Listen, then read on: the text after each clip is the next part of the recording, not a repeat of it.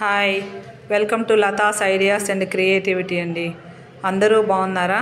అందరూ బాగుండాలి, అందులో నేను ఉండాలండి. ఇప్పుడు నా స్టూడెంట్స్ నీతి పద్యాలు చెప్తారండి.